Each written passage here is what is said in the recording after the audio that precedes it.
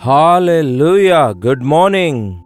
ನಮ್ಮ ಕರ್ತನಾದ ಯೇಸುಕ್ರಿಸ್ತನ ನಾಮದಲ್ಲಿ ನಿಮ್ಮೆಲ್ಲರಿಗೂ ಶುಭಗಳು.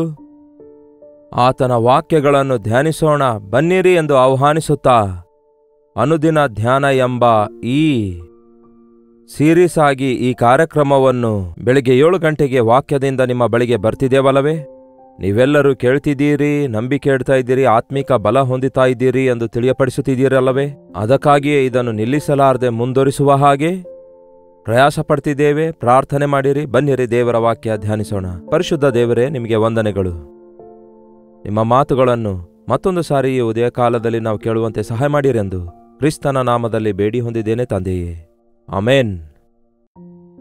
ಎಷ್ಟೋ ಮಾತುಗಳನ್ನು ಕೇಳ್ತಿದ್ದೇವೆ ಪ್ರಿಯರೇ. ಈ ಲೋಕದಲ್ಲಿ ವದಂತಿಗಳು, ವಾರ್ತೆಗಳು, ಅನೇಕ ಕಲ್ಪಿತವಾದ ಮಾತುಗಳು, ಭಯಾಂದೋಲನೆ ಉಂಟುಮಾಡುವ ವಿಷಯಗಳು, ವಿಚಾರಿಸಬೇಕಾದ ವಿಷಯಗಳು, ವಿಷಾದ ಉಂಟುಮಾಡುವಂತಹ, ಬಾಧೆ ಉಂಟುಮಾಡುವಂತಹ ವಿಷಯಗಳು, ಅಮಾನುಷವಾಗಿ ಪ್ರವರ್ತಿಸುವಂತಹ ಮನುಷ್ಯರ ಪ್ರವರ್ತನೆಯ ಕುರಿತಾದ ವಿಷಯಗಳು ಮತ್ತು ದೇಶ ವಿದೇಶಗಳ ಪರಿಸ್ಥಿತಿಗಳ ಕುರಿತು ಕೇಳುತ್ತಾ ಇರುವಾಗ ನೀವೇ ಹೇಳ್ರಿ, ನಿಜ ಹೇಳ್ರಿ, ಇಂತಹ ಯಾವುದೇ ಮಾತುಗಳಾಗಲಿ ನಮಗೆ ಉತ್ಸಾಹ ಉಂಟು ಮಾಡುತ್ತಿವೆಯಾ? ಆನಂದ ಉಂಟು ಮಾಡುತ್ತಿವೆಯಾ?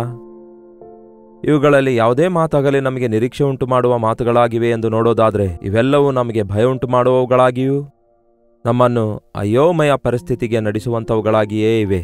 ಯಾವುದು ನಿಜವೋ ಯಾವುದು ನಿಜವಲ್ಲವೋ ಎಂದು ತಿಳಿದುಕೊಳ್ಳಲಾರದ ಪರಿಸ್ಥಿತಿಗೆ ನಾವು ಒಳಗಾಗುತ್ತೇವೆ. ಆದರೆ ನಮ್ಮ ದೇವರ ಮಾತು, ಬರೆಯಲ್ಪಟ್ಟಿರುವ ಪರಿಶುದ್ಧ ಸತ್ಯವೇದದಲ್ಲಿನ ಪ್ರತಿಯೊಂದು ಮಾತುಗಳು ಅವು ಹಳೆವಲ್ಲ. ಆತನು ನಿನ್ನೆ ಇದ್ದ ಹಾಗೆ ಈ ಹೊತ್ತು ನಿರಂತರವೂ ಒಂದೇ ರೀತಿಯಾಗಿದ್ದಾನೆ. ಭೂಮಿ ಆಕಾಶಗಳು ಅಳಿದು ಹೋದರೂ ನನ್ನ ಮಾತುಗಳು ಗತಿಸಿ ಹೋಗಲ್ಲ ಎಂದು ಹೇಳಿರುವ ಯೇಸುವಿನ ಮಾತುಗಳು ನಮಗೆ ಎಷ್ಟೋ ವಿಧಾನದಲ್ಲಿ ಆಧ್ಯಾತ್ಮಿಕ ಜೀವಿತ ಪರಿಶೀಲಿಸಿಕೊಳ್ಳುವುದಕ್ಕಾಗಿ, ನಮ್ಮನ್ನು ನಾವು ಸರಿಪಡಿಸಿಕೊಳ್ಳುವುದಕ್ಕಾಗಿ, ನಮ್ಮನ್ನು ನಾವು ಆಧರಿಸಲ್ಪಡುವುದಕ್ಕಾಗಿ, ನಾವು ಎಚ್ಚರವಾಗಿರುವುದಕ್ಕಾಗಿ, ನಾವು ದೈವಜ್ಞಾನ ಹೊಂದುವುದಕ್ಕಾಗಿ, ನಾವು ನಂಬಿಕೆ ಉಳ್ಳವರಾಗಿರುವುದಕ್ಕಾಗಿ ದೇವರ ವಾಕ್ಯ ನಮಗೆ ಎಷ್ಟೋ ಸಹಾಯ ಮಾಡುವಂಥದ್ದಾಗಿದೆ. ಅದಕ್ಕೆ ದಿನಾಲು ದೇವರ ವಾಕ್ಯ ಕೇಳಿರಿ, ಓದಿರಿ, ಧ್ಯಾನಿಸಿರಿ, ಆಶೀರ್ವದಿಸಲ್ಪಡುತ್ತೀರಿ. ಜ್ಞಾನೋಕ್ತಿಗಳ ಪುಸ್ತಕದಲ್ಲಿ 28ನೇ ಅಧ್ಯಾಯ 13ನೇ ವಚನ ಓದುತ್ತಿದ್ದೇನೆ, ಕೇಳ್ರಿ. ದೋಷಗಳನ್ನು ಮುಚ್ಚಿಕೊಳ್ಳುವವನಿಗೆ ಶುಭವಾಗದು, ಅಂದರೆ ಅಪರಾಧಗಳನ್ನು ಮುಚ್ಚಿಕೊಳ್ಳುವವನಿಗೆ ಅಭಿವೃದ್ಧಿಯಾಗದು, ಆದರೆ ಅವುಗಳನ್ನು ಒಪ್ಪಿಕೊಂಡು ಬಿಟ್ಟು ಬಿಡುವವನಿಗೆ ಕರುಣೆ ದೊರೆಯುವುದು.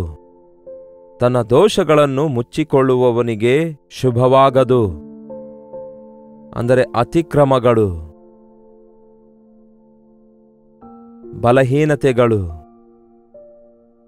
ಅಕ್ರಮಗಳು, ಅವಿಧೇಯತೆಗಳು, ಅಕ್ರಮ, ಪಾಪ. ಸಿಂಪಲ್ ಆಗಿ ಹೇಳಬೇಕಾದ್ರೆ ಆಜ್ಞೆ ಮೀರುವುದೇ ಪಾಪ, ಸಕಲ ದುರ್ನೀತಿ ಪಾಪ. ಪಾಪವನ್ನು ಮುಚ್ಚಿಕೊಳ್ಳುವವನಿಗೆ ಶುಭವಾಗದು. ಪಾಪ ಮಾಡುವುದೇ ತಪ್ಪು, ಮಾಡಿದ ಮೇಲೆ ಅದನ್ನು ಏನು ಮಾಡ್ತಾರೆ? ಅದನ್ನು ಮುಚ್ಚಿಡುವ ಪ್ರಯತ್ನ ಮಾಡ್ತಾರೆ. ಒಂದು ಸುಳ್ಳಾಡಿ ಆ ಸುಳ್ಳನ್ನು ಮುಚ್ಚಲು ಇನ್ನೂ ಎಷ್ಟೋ ಸುಳ್ಳಾಡುತ್ತಾರೆ. ಒಂದು ತಪ್ಪು ಮಾಡಿ ಆ ತಪ್ಪನ್ನು ಮುಚ್ಚಿಕೊಳ್ಳಲು ಮತ್ತೆ ಎಷ್ಟೋ ತಪ್ಪು ಮಾಡುತ್ತಾರೆ. ದಾವೀದನಂಥವನೇ ಪರಸ್ತ್ರೀಯನ್ನು ಮೋಹಿಸಿ ಮಾಡಿರುವ ತಪ್ಪನ್ನು ಕವರ್ ಮಾಡಿಕೊಳ್ಳುವುದಕ್ಕಾಗಿ ಎಷ್ಟು ನಟಿಸಬೇಕಾಯ್ತು ನೋಡಿ, ಎಷ್ಟು ಹೀನನಾಗಿ ಪ್ರವರ್ತಿಸಬೇಕಾಯ್ತು ನೋಡಿ. ಮತ್ತೊಂದು ಘೋರವಾದ ತಪ್ಪೇನೆಂದರೆ, ಆಕೆಯ ಗಂಡನನ್ನು ಯುದ್ಧದಲ್ಲಿಟ್ಟು ಅವನನ್ನು ಕೊಲ್ಲಿಸುವ ಸ್ಥಿತಿಗೆ ಬಿದ್ದೋಗಿರೋದಾದರೆ ಒಂದು ತಪ್ಪು ಒಬ್ಬ ವ್ಯಕ್ತಿಗೆ ಯಾವ ರೀತಿ ಸೆಳೆಯುತ್ತಾ ಕೊಂಡೊಯ್ಯುತ್ತೆ ಎಂದು ಅರ್ಥವಾಗುತ್ತೆ.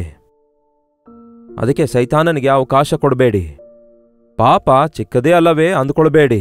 ಒಂದು ಮಾತು ಅಷ್ಟೇ ತಾನೇ, ಒಂದು ನೋಟ ಅಷ್ಟೇ ತಾನೇ, ಒಂದು ಯೋಚನೆ ತಾನೇ, ಒಂದು ಚಿಕ್ಕ ಆಲೋಚನೆ ತಾನೇ ಅಂದ್ಕೊಳ್ಬೇಡಿ. ಇದರಿಂದ ನನಗೇನಾಗುತ್ತೆ ಬಿಡಿ, ನಾನು ಭಕ್ತಿಯಲ್ಲಿ ಎಲ್ಲಿ ಬಿದ್ದೋಗ್ತೇನೆ ಅಂತ ನೀವು ಅಂದುಕೊಳ್ಬೇಡಿ. ನೋಡಿ, ಪಾಪವು ಬಹಳ ಚಿಕ್ಕದಾಗಿದ್ದರೂ ಸಹ ನಿಮ್ಮೊಳಗೆ ಪ್ರವೇಶಿಸುವುದಾದರೆ ಅದು ನಿಮ್ಮನ್ನು ವಿಷಭರಿತವನ್ನಾಗಿ ಮಾಡುತ್ತೆ. ನಮ್ಮ ಒಂದು ಉನ್ನತವಾದ ಸ್ಥಿತಿಯನ್ನು ಹಾಳು ಮಾಡುತ್ತೆ. ಯಾವಾಗಲೂ ಯೇಸುಕ್ರಿಸ್ತನನ್ನು ಅರಿತ ನಂತರ ನಮ್ಮ ಹೃದಯವನ್ನು ಶುದ್ಧವಾಗಿ ಕಾಪಾಡಿಕೊಳ್ಳುವುದಕ್ಕಾಗಿಯೇ ನಾವು ಪ್ರಯತ್ನ ಪಡಬೇಕು. ಇನ್ನೂ ನಾವು ಲೋಕದಲ್ಲಿಯೇ ಇರುವುದರಿಂದ ಅನುದಿನವೂ ಲೋಕ ಮಾಲಿನ್ಯವು ಅಂಟಿಕೊಳ್ಳದಂತೆ ಪರಿಶುದ್ಧರಾಗಿ ವಾಕ್ಯವೆಂಬ ಶುದ್ಧ ಸ್ನಾನ ಮಾಡಿಕೊಳ್ಳೋದು ಮತ್ತು ಪ್ರಾರ್ಥನೆಯಲ್ಲಿ ಮೇಲಿಂದ ಮೇಲೆ ದೇವರ ಮುಂದೆ ಹೇಗಿದ್ದೇವೆ, ನಮ್ಮ ಹೃದಯ ಹೇಗಿದೆ ಎಂದು ಪರಿಶೀಲಿಸಿಕೊಳ್ಳುವುದು, ದೋಷಾರೋಪಣೆ ಮಾಡುವ ವಿಷಯಗಳನ್ನು ಕರ್ತನ ಮುಂದೆ ಒಪ್ಪಿಕೊಳ್ಳುವುದು ನಮಗೆ ಎಷ್ಟೋ ಶ್ರೇಷ್ಠವಾಗಿದೆ. ನಮ್ಮ ಭಕ್ತಿಯಲ್ಲಿ ನಾವು ಹೇಗೆ ಸ್ಥಿರವಾಗಿರಬೇಕು, ಭಕ್ತಿಯನ್ನು ಹೇಗೆ ಕಾಪಾಡಿಕೊಳ್ಳಬೇಕು ಎನ್ನುವಂಥವರಿಗೆ ಈ ವಿಷಯ ಬಹಳ ಮುಖ್ಯವಾಗಿದೆ. ಯಾವತ್ತೇ ಆಗಲಿ ಅತಿಕ್ರಮಗಳನ್ನು ಮುಚ್ಚಿಡಬೇಡಿರಿ. ಅದಕ್ಕೆ ವಾಕ್ಯ ಹೇಳುತ್ತೆ, ದೋಷಗಳನ್ನು ಮುಚ್ಚಿಕೊಳ್ಳುವವನಿಗೆ ಶುಭವಾಗದು. ಓವರ್ ನೈಟ್ ಒಂದು ಪಾಪವನ್ನು ಬೆಳಗಾಗುವ ತನಕ ಮನಸ್ಸಲ್ಲಿಟ್ಕೊಳ್ಬೇಡಿ. ಸೂರ್ಯನು ಅಸ್ತಮಿಸುವವರೆಗೂ ಕೋಪವನ್ನು ನಿಮ್ಮ ಹೃದಯದಲ್ಲಿ ಇಟ್ಕೊಳ್ಬೇಡಿ. ಯಾವುದೇ ಪಾಪವಾಗಲಿ ನಮ್ಮ ಹೃದಯದಲ್ಲಿ ಎಷ್ಟು ಬೇಗನೆ ಬಿಡುತ್ತೇವೋ ಅಷ್ಟು ಒಳ್ಳೆಯದು. ಫುಡ್ ಪಾಯ್ಸನ್ ಆಗುತ್ತೆ ಅಲ್ಲವೇ? ತಕ್ಷಣವೇ ನಮಗೆ ಒಂದು ಗೊಂದಲವು ನಮ್ಮ ಶರೀರದಲ್ಲಿ ಉಂಟಾಗುತ್ತದೆ. ನಮಗೆ ವಾಂತಿ ಆಗುವವರೆಗೂ ಇಲ್ಲವೇ ಆ ಫುಡ್ ಪಾಯ್ಸನ್ ಆಗಿರೋದೆಲ್ಲ ಕಕ್ಕುವವರೆಗೂ ಇಲ್ಲವೇ ಅದನ್ನು ಹೊರಗೆ ಹಾಕುವವರೆಗೂ ನಮಗೆ ಯಾವ ಉಪಶಮನ ಇರಲ್ಲ. ಹಾಗೆಯೇ ಒಂದು ತಪ್ಪು ಮಾಡಿದಾಗ ಕಣ್ಣಲ್ಲಿ ಯಾವುದೋ ಒಂದು ಧೂಳು ಬಿದ್ದಿದೆ ಅಂದ್ಕೊಳ್ಳಿ, ಕಣ್ಣೆಲ್ಲ ಕೆಂಪಗಾಗುತ್ತೆ ನೋಡಿ, ಒರೆಸ್ಕೊಳ್ಬೇಕಾಗತ್ತೆ. ಆ ಧೂಳು ಹೊರಗೆ ಹಾಕುವವರೆಗೂ ಮನುಷ್ಯನಿಗೆ ನೆಮ್ಮದಿಯೇ ಇರಲ್ಲ. ನಾವು ಸೂಕ್ಷ್ಮವಾದ ಮನಸಾಕ್ಷಿಯುಳ್ಳವರಾಗಿರುವಾಗ ದೇವರಿಗೆ ವಿರೋಧವಾದವುಗಳನ್ನು, ದೇವರಿಗೆ ದುಃಖ ಉಂಟು ಮಾಡುವವುಗಳನ್ನು ನಮ್ಮ ಜೀವಿತದಲ್ಲಿ ಬರಮಾಡಿಕೊಂಡ ತಕ್ಷಣವೇ ಅವು ನಮ್ಮ ಮೇಲೆ ಪ್ರಭಾವ ಬೀರುತ್ತಾ ಇರುವಾಗ ಅವುಗಳನ್ನು ಒಪ್ಪಿಕೊಳ್ಳುವುದಕ್ಕಾಗಿ ಬಿಟ್ಟು ಬಿಡುವುದಕ್ಕಾಗಿ ನಾವು ಆಲಸ್ಯ ಮಾಡಬಾರದು. ತನ್ನ ದೋಷಗಳನ್ನು ಮುಚ್ಚಿಕೊಳ್ಳುವವನಿಗೆ ಶುಭವಾಗದು, ಇಲ್ಲವೇ ಅಭಿವೃದ್ಧಿ ಆಗೋದಿಲ್ಲ. ಕೆಲವರನ್ನು ನೋಡಿ ಬ್ಲಾಕೇಜ್ ಇರುತ್ತೆ ಕೆಲವರ ಜೀವಿತದಲ್ಲಿ. ಪಾಪ ಎನ್ನುವಂಥದ್ದು ನಮಗೆ ಪೂರ್ತಿಯಾಗಿ ಮುಚ್ಚಿಬಿಡುತ್ತೆ, ನಾವು ಬೆಳೆಯಲಾರದಂತೆ ಮಾಡುತ್ತೆ. ಅವುಗಳನ್ನು ಒಪ್ಪಿಕೊಂಡು ಬಿಟ್ಟು ಬಿಡುವಂಥವನು ಕನಿಕರ ಹೊಂದುತ್ತಾನೆ. ಎಂತಹ ಒಳ್ಳೆಯ ರೆಮಿಡಿ ನೋಡಿ. ಚಿಕ್ಕ ವಿಷಯವನ್ನೇ ಹೇಳಿದ್ದಾರೆ ದೇವರು. ನೀವು ತಪ್ಪು ಮಾಡಿದ್ದೀರಿ ಎಂದು ತಳ್ಳಿ ಹಾಕ್ತಾ ಇಲ್ಲ, ಆದರೆ ನೀವು ಒಪ್ಪಿಕೊಳ್ಳಿರಿ. ಅಟ್ಲೀಸ್ಟ್ ನಿಮಗೆ ನಿಮ್ಮ ತಪ್ಪಿನ ವಿಷಯದಲ್ಲಿ ನಿಮಗೆ ಗ್ರಹಿಕೆ ಬರಬೇಕು.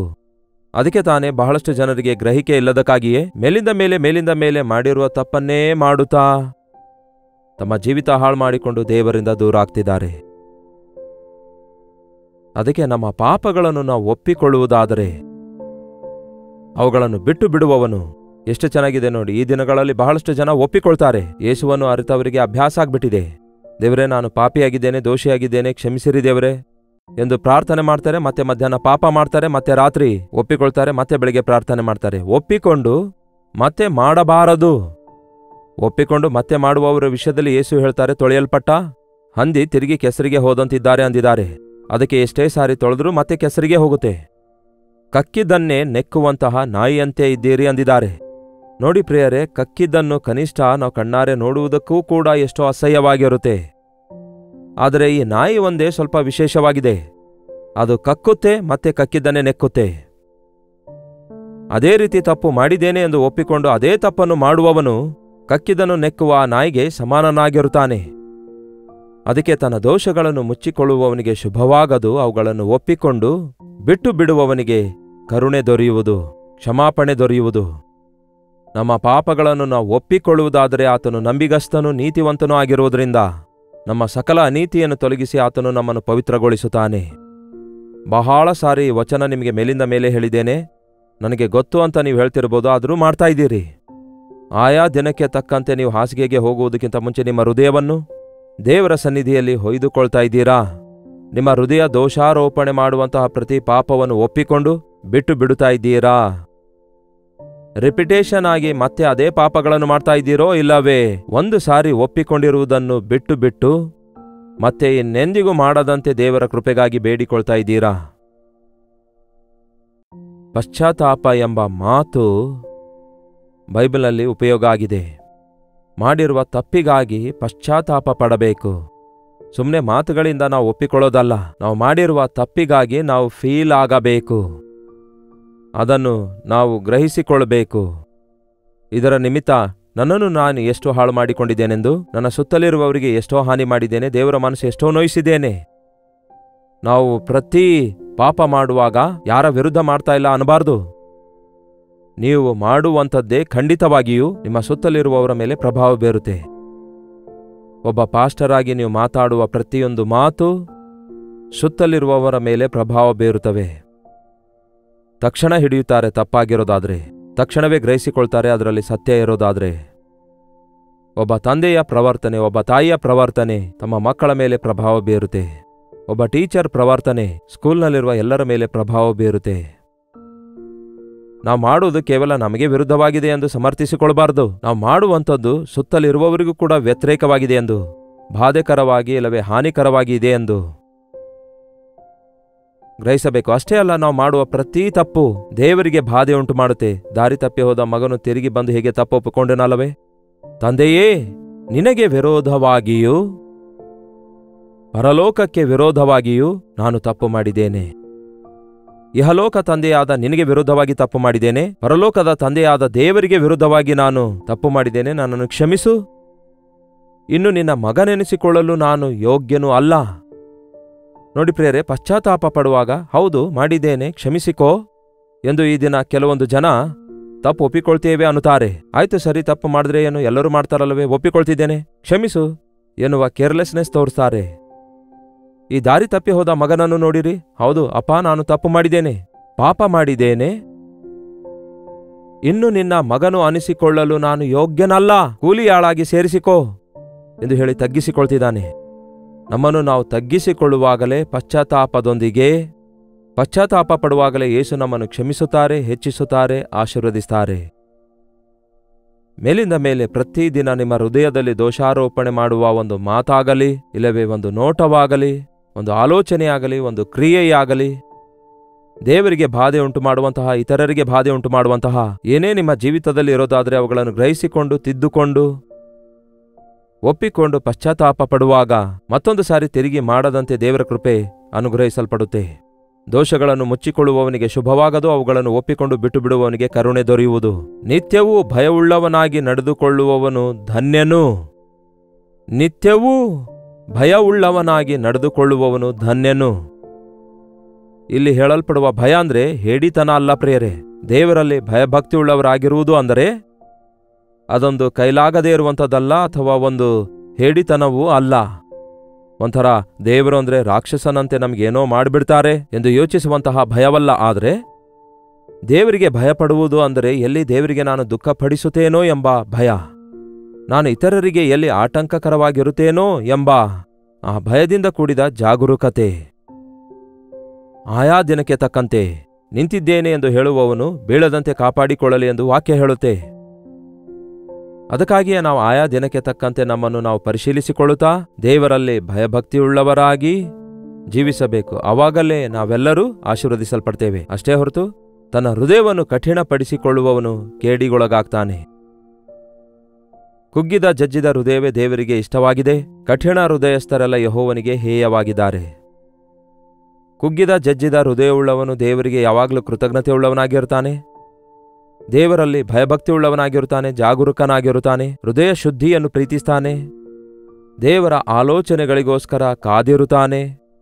ತನ್ನ ಜೀವಿತದಲ್ಲಿ ನಡೆದಿರುವಂತಹ ಸಂಘಟನೆಗಳನ್ನು, ಅಪಜಯಗಳನ್ನು, ಬಲಹೀನತೆಗಳನ್ನು, ದೋಷಗಳನ್ನು, ಅಕ್ರಮಗಳನ್ನು ಮೇಲಿಂದ ಮೇಲೆ ಗ್ರಹಿಸಿಕೊಂಡು ಅವುಗಳನ್ನು ಒಪ್ಪಿಕೊಳ್ತಾನೆ, ಅವುಗಳನ್ನು ಬಿಟ್ಟು ಬಿಡುತ್ತಾನೆ. ಅದೇ ನಿಜವಾದ ಕ್ರೈಸ್ತಿಯ ಜೀವಿತವಾಗಿದೆ ಪ್ರಿಯರೇ. ಒನ್ಸ್ ಫಾರ್ ಆಲ್ ನಾವು ಹೋಲಿ ಪೀಪಲ್ ಆಗಲಿಲ್ಲ. ನಾನು ಪರಿಶುದ್ಧನಾಗಿದ್ದೇನೆ, ಇನ್ಮೇಲೆ ನಾನು ಪಾಪವೇ ಮಾಡಲ್ಲ ಎಂದು ಈ ಲೋಕದಲ್ಲಿ ಯಾರೊಬ್ಬರೂ ಹೇಳಲಿಕ್ಕಾಗಲ್ಲ. ಈ ದಿನ ನಾವು ನಿಂತಿರೋದಾದರೆ ದೇವರ ಕೃಪೆಯಿಂದಲೇ. ಆಯಾ ದಿನಕ್ಕೆ ತಕ್ಕಂತೆ ನನ್ನ ಕರ್ತನ ಮೇಲೆ ಆಧಾರಗೊಳ್ಳುತ್ತೇವೆ ಎಂದು ನಾವು ಹೇಳಬೇಕು. ಅದಕ್ಕೆ ಕ್ರೈಸ್ತಿಯ ಭಕ್ತಿ ಒಂದು ದಿನಕ್ಕಾಗಲಿ, ವಾರಕ್ಕಾಗಲಿ, ತಿಂಗಳಿಗಾಗಲಿ, ವರ್ಷಕ್ಕಾಗಲಿ ಇರುವಂಥದ್ದಲ್ಲ. ದಿನವೂ ಆತನ ದ್ವಾರದ ಬಳಿಯಲ್ಲಿ ಕಾದಿರುವವನು ಧನ್ಯನು. ಈ ದಿನ ದೇವರ ಸನ್ನಿಧಿಯಲ್ಲಿ ನಮ್ಮ ಹೃದಯಗಳನ್ನು ಪರಿಶೀಲಿಸಿಕೊಳ್ಳೋಣ. ಆತನಿಗೆ ಬಾಧೆ ಉಂಟು ಮಾಡುವ ವಿಷಯಗಳಿರೋದಾದರೆ ಒಪ್ಪಿಕೊಳ್ಳೋಣ. ಆತನು ಅನುಗ್ರಹಿಸುವ ಕ್ಷಮಾಪಣೆ ಹೊಂದಿ ಕನಿಕರಿಸಲ್ಪಡೋಣ. ಪ್ರಾರ್ಥನೆ. ಪರಿಶುದ್ಧ ದೇವರೇ, ಪ್ರೀತಿಯುಳ್ಳ ತಂದೆಯೇ, ಯಾರ್ಯಾರು ಯಾವ್ಯಾವ ಸ್ಥಳದಿಂದ ಈ ಮಾತು ಕೇಳ್ತಿದ್ದಾರೆಂದು ನಿಮಗೆ ಗೊತ್ತು. ಎಲ್ಲರೊಂದಿಗೆ ಮಾತಾಡಿದ ದೊಡ್ಡ ದೇವರೇ, ನಿಮಗೆ ವಂದನೆಗಳು. ಈ ಭಯಂಕರವಾದ ದಿನಗಳಲ್ಲಿ, ಕಲ್ಮಶೆಯಾಗಿರುವ ಈ ದಿನಮಾನಗಳಲ್ಲಿ ನಾವು ದೋಷಿಗಳಾಗದಂತೆ ಶುದ್ಧ ಹೃದಯದೊಂದಿಗೆ ಬದುಕುವ ಹಾಗೆ ನಿಮ್ಮ ವಾಕ್ಯದಿಂದ ದೇವರೇ ನಮ್ಮನ್ನು ನಾವು ಪರಿಶೀಲಿಸಿಕೊಂಡು ಬಲಹೀನತೆಗಳನ್ನು ಮೇಲಿಂದ ಮೇಲೆ ಒಪ್ಪಿಕೊಂಡು ನಿಮ್ಮ ಕನಿಕರ ಹೊಂದಿಕೊಳ್ಳುವಂತೆ ಸಹಾಯ ಮಾಡಿರಿ. ಈ ಅನುದಿನದ ಧ್ಯಾನದ ಮೂಲಕ ಪ್ರತಿದಿನವೂ ನಿಮ್ಮೊಂದಿಗೆ ನಡೆಯುವ ಭಾಗ್ಯ ನಮಗೆ ಕೊಟ್ಟಿದ್ದೀರಿ. ಇನ್ನೂ ಹೆಚ್ಚಾಗಿ ನಿಮ್ಮ ವಾಕ್ಯವನ್ನು ಧ್ಯಾನಿಸಿ ದಿನವೆಲ್ಲ ನಿಮಗಾಗಿ ಜೀವಿಸುವುದಕ್ಕಾಗಿ ನಿಮ್ಮ ಅಭಿಷೇಕವನ್ನು ಲೈವ್ನಲ್ಲಿ ವೀಕ್ಷಿಸುವವರೆಲ್ಲರ ಮೇಲೆ ಸುರಿಯ ಮಾಡಿರೆಂದು ಕ್ರಿಸ್ತನ ನಾಮದಲ್ಲಿ ಬೇಡುತ್ತೇನೆ ತಂದೆಯೇ, ಆಮೇನ್. ತಂದೆಯಾದ ದೇವರ ಪ್ರೀತಿಯೂ ಮಗನಾಗಿರುವ ಕ್ರಿಸ್ತನ ಕೃಪೆಯೂ ಆದರಣೆ ಕರ್ತನಾದ ಪವಿತ್ರಾತ್ಮನ ಸಹವಾಸವು ಕೂಡಿ ಬಂದಿರುವ ನಮ್ಮೆಲ್ಲರ ಸಂಗಡ ಇಂದಿಗೂ ಸದಾಕಾಲಕ್ಕೂ ನೆಲೆಯಾಗಿರಲಿ. ಆಮೇನ್. ದೇವರಿಗೆ ಸ್ತೋತ್ರ. ನಿಮ್ಮ ಪ್ರಾರ್ಥನಾ ಮನವಿಗಳನ್ನು 8939731313 ನಂಬರ್ಗೆ ಒಂದು ಟೆಕ್ಸ್ಟ್ ಇಲ್ಲವೇ ವಾಯ್ಸ್ ಮೆಸೇಜ್ ಮೂಲಕ ವಾಟ್ಸಪ್ ಕಳಿಸಿಕೊಡಿ. ನೀವು ಇತರ ದೇಶದಿಂದಲೂ ವೀಕ್ಷಿಸುವುದಾದರೆ ಇದೇ ನಂಬರ್ಗೆ ನಿಮ್ಮ ಪ್ರಾರ್ಥನಾ ಮನವಿಗಳನ್ನು ಕಳಿಸಿಕೊಡಿರಿ. ನಿಮಗೋಸ್ಕರ ನಾವು ಪ್ರಾರ್ಥಿಸ್ತಿದ್ದೇವೆ, ನೀವು ಪ್ರಾರ್ಥಿಸಿರಿ, ದೇವರು ಅದ್ಭುತವಾದ ಉತ್ತರ ಕೊಡ್ತಾರೆ.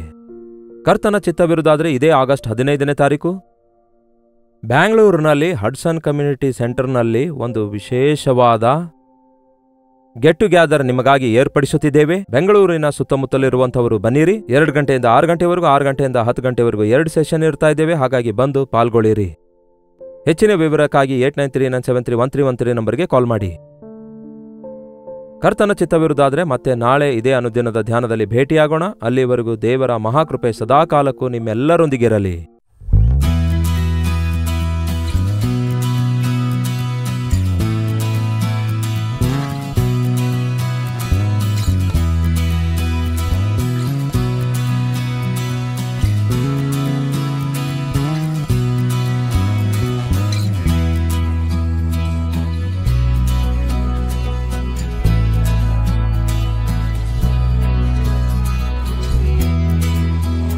ಹಾಲೆಲೂಯಾ. ಬೆಂಗಳೂರಿನ ಸುತ್ತಮುತ್ತಲಿರುವವರಿಗೂ ಒಂದು ಶುಭವಾರ್ತೆ. ಕರ್ತನ ಚಿತ್ತವಿದ್ದರೆ ಈ ಆಗಸ್ಟ್ 15ನೇ ತಾರೀಕಿನಂದು 1 ಡೇ ಗೆಟ್ ಟುಗ್ಯಾದರ್ ಅನ್ನು ಮತ್ತು ಯೂತ್ ಮೀಟಿಂಗ್ ಅನ್ನು ಬೆಂಗಳೂರಿನಲ್ಲಿ ಏರ್ಪಡಿಸುತ್ತಿದ್ದೇವೆ. ಮಧ್ಯಾಹ್ನ 2 ಗಂಟೆಯಿಂದ ಸಂಜೆ 6 ಗಂಟೆವರೆಗೂ ಯವನಸ್ಥರಿಗೋಸ್ಕರ ಪ್ರತ್ಯೇಕವಾದ ಯೂತ್ ಸೆಷನ್ ಇರುತ್ತೆ. ಯವನಸ್ಥರೆಲ್ಲರೂ ತಪ್ಪದೇ ಬನ್ನಿರಿ, ಹಿರಿಯರು ಕೂಡ ಬರಬಹುದು. ಇದು ನಿಮ್ಮೆಲ್ಲರಿಗೂ ಎಷ್ಟೋ ಉಜ್ಜೀವನಕರವಾಗಿ ಆಶೀರ್ವಾದಕರವಾಗಿರುತ್ತದೆ ಮತ್ತು ನಿಮ್ಮ ಸಮಸ್ಯೆ ತೀರಿಸಿಕೊಳ್ಳುವುದಕ್ಕಾಗಿ ನೀವು ಆಧ್ಯಾತ್ಮಿಕವಾಗಿ ಕರ್ತನಿಗೆ ಸಾಕ್ಷಿಗಳಾಗಿ ಜೀವಿಸುವ ಹಾಗೆ ದೇವರ ಸನ್ನಿಧಿಯಲ್ಲಿ ಆತನ ಬಲವನ್ನು ಹೊಂದಿಕೊಳ್ಳುವುದಕ್ಕಾಗಿ ನಿಮ್ಮೆಲ್ಲರಿಗೂ ಎಷ್ಟೋ ಉಪಯೋಗಕರವಾಗಿರುತ್ತೆ. ಯವನಸ್ಥರೇ, ತಪ್ಪದೇ ಬನ್ನಿರಿ, ಆಧ್ಯಾತ್ಮಿಕ ಬಲವನ್ನು ಹೊಂದಿಕೊಳ್ಳಿರಿ. ಸಂಜೆ 6 ಗಂಟೆಯಿಂದ ರಾತ್ರಿ 10 ಗಂಟೆವರೆಗೂ 2ನೇ ಸೆಷನ್ ಇರುತ್ತೆ. ಈ 2 ಸೆಷನ್ಸ್ಗಳಲ್ಲಿ ನೀವು ಪಾಲ್ಗೊಂಡವರಾಗಿ ದೈವಾಶೀರ್ವಾದ ಹೊಂದಬೇಕೆಂದು ಮತ್ತು ಮುಖಾಮುಖಿಯಾಗಿ ನಿಮ್ಮನ್ನು ನೋಡಿ ನಿಮಗಾಗಿ ಪ್ರಾರ್ಥಿಸಬೇಕೆಂದು ನಾನು ಬಯಸುತ್ತಿದ್ದೇನೆ. 2ನೇ ಸೆಷನ್ ಆದ ನಂತರ ವೈಯಕ್ತಿಕವಾಗಿ ಪ್ರಾರ್ಥಿಸಲು ಸಮಯ ಸಾಕಾಗದೇ ಇರುವುದರಿಂದ ಮೊದಲ ಸೆಷನ್ ಆದ ತಕ್ಷಣವೇ ವೈಯಕ್ತಿಕವಾಗಿ ನಿಮ್ಮೆಲ್ಲರಿಗೋಸ್ಕರ ಪ್ರಾರ್ಥಿಸಲು ನಾನು ಸಿದ್ಧನಾಗಿರುತ್ತೇನೆ. ನೀವು ತಕ್ಕ ಸಮಯಕ್ಕೆ ಬರುವುದಾದರೆ ಖಂಡಿತವಾಗಿಯೂ ನಿಮ್ಮೆಲ್ಲರಿಗೋಸ್ಕರ ವಿಶೇಷವಾಗಿ ಪ್ರಾರ್ಥಿಸಲು ನಾನು ಸಿದ್ಧನಾಗಿರುತ್ತೇನೆ. ವಿಳಾಸ ಗಮನಿಸಿರಿ.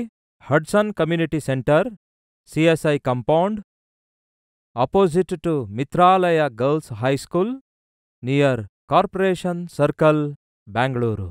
ಇನ್ನು ಹೆಚ್ಚಿನ ವಿವರಗಳಿಗೋಸ್ಕರವಾಗಿ 9884707779 ಇಲ್ಲವೇ 9884807779 ಎಂಬ ನಂಬರ್ಗಳಿಗೆ ನೀವು ಕಾಲ್ ಮಾಡಿರಿ, ಇಲ್ಲವೇ ವಾಟ್ಸಪ್ ಮೆಸೇಜನ್ನು ಕಳಿಸಿರಿ, ಇಲ್ಲವೇ 954041 ನಂಬರ್ಗೆ ವಾಟ್ಸಪ್ ಕಳಿಸಿರಿ. ತಪ್ಪದೇ ಬರ್ತಿರಲ್ಲವೋ?